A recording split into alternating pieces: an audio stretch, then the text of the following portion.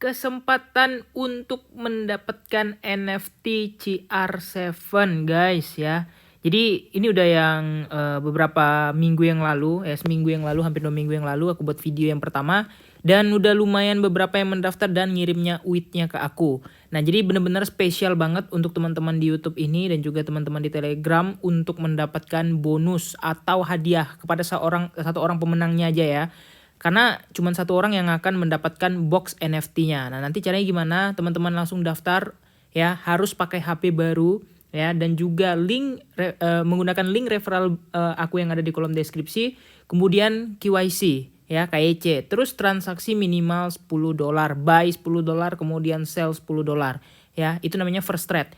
Ya, jadi teman-teman harus first trade, kemudian ketika udah first trade, teman-teman kirim uitnya ke aku, maka akan di random acakan. Ayo, kapan lagi kesempatan untuk mendapatkan NFT CR7 secara gratis guys, dan ini NFT keduanya.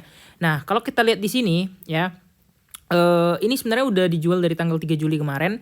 Dan bagi teman-teman yang belum mendapatkan, ya nanti di tanggal 14 itu adalah pengumumannya siapa yang mendapatkan dan menjadi pemenang untuk NFT-nya ini. Nah jadi bagi teman-teman yang melihat, wah ini kira-kira berguna nggak ya, kalian lihat sendiri lah di sini. Ada yang harganya 10 USDT ya kan, siapa tahu kalian dapat yang harganya itu, nah yang ini harganya 15.000 USDT guys, siapa tahu ya rezekinya dapat yang ini, soalnya kan ya diacak ya. Nah ketika kalian dapat NFT, kalian bisa langsung jual juga di Binance NFT ya. Nah caranya gimana, langsung aja kalian buka aplikasi di Binance, kalian scroll ke atas itu ada Binance NFT Market, kalian bisa jual di situ kalau kalian dapat.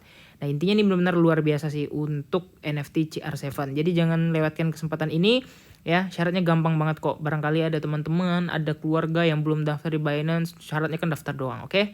Nah lanjut, kita akan bahas ke Bitcoin.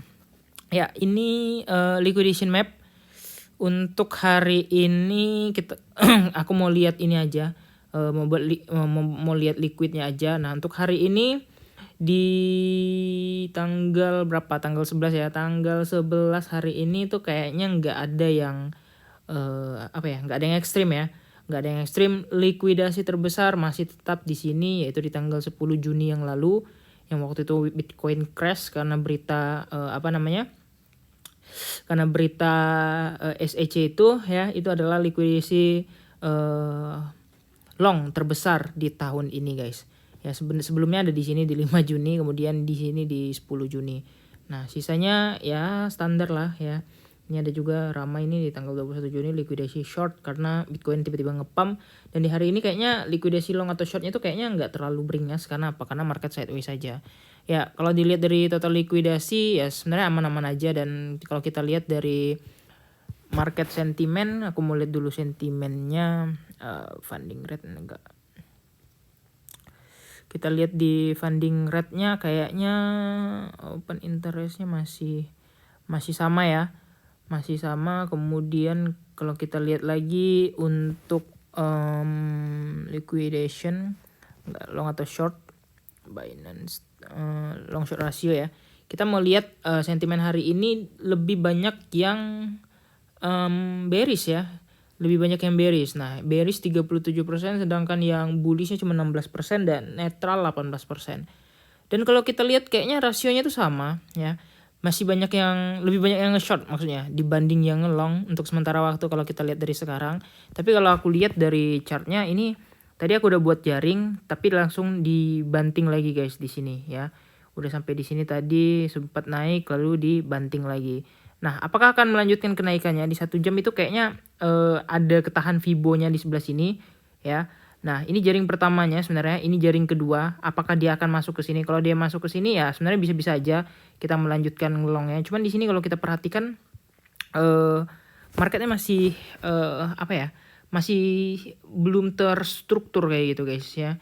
Nah, tadi sempat yang nggak masuk akal itu adalah kenapa tadi bisa tiba-tiba ke 31.000 tadi malam ya kan. Kemudian dia sempat ke sini ya turun, kemudian naik lagi, nggak tahu kenapa di sini. Aku kira bikin bear div guys, ternyata enggak gitu ya, karena volumenya naik gitu ya. Dan ini sempat juga kebanting di sini gitu. Ya ini masih masuk area sih, dan apakah akan melanjutkan kenaikannya atau enggak? Ya kita lihat aja setupnya, apakah MA200 di time frame 15 menit dan time frame 1 jam ini mampu nahan. Ya, soalnya dia double gitu ya. Di 15 menit juga ada MA 200-nya di situ. Di time frame di time frame 1 jamnya juga MA 200-nya di area yang sama. Artinya itu ada kombinasi support yang cukup bagus sebenarnya di situ.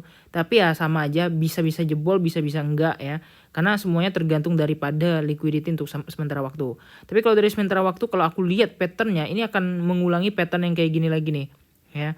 Naik Burj Khalifa, kemudian dam ya. Naik Burj Khalifa, kemudian dia dibikin naik turun sideways lagi. Apakah kita akan sideways di area 30.400, 30.300? Kalau kemarin kan sidewaysnya ya di sini ya, 30.100, 30.200. Nah, ini naik dikit. Kenapa? Karena trennya udah di atas MA 200 sementara waktu kayak gitu. Ya, kalau di atas MA 200 ya bisa kita kategorikan bullish. Tapi kalau ini kita nggak kategorikan sebagai tren karena ini mainan candle doang ya kan. Nah, jadi untuk next moment kayaknya masih apa ya? Masih sama gitu ya. Nah, masih sideways saja di range di zonanya ya. Dan aku pikir tadi kan akan ngejemput di area sini mungkin ke 31.000 berapa? 100 atau 31.200, ternyata nggak sampai guys. Ya, ini sampainya di 31.000 pas doang. Kemudian balik arah, dan alasannya ngepam dan ngedamnya juga nggak tahu apa ya kan. Karena tiba-tiba aja di situ lucu-lucunya gitu ya, market dia tinggal tidur tiba-tiba kayak gitu. Untungnya TP gitu kan, untungnya TP ya. Ukurnya bangun pagi tuh di sini gitu. Coba bangun pagi di sini ya, percuma lah ngelong. Oke, kira-kira gitu aja. Jangan lupa untuk like dan subscribe. See you next video, bye bye.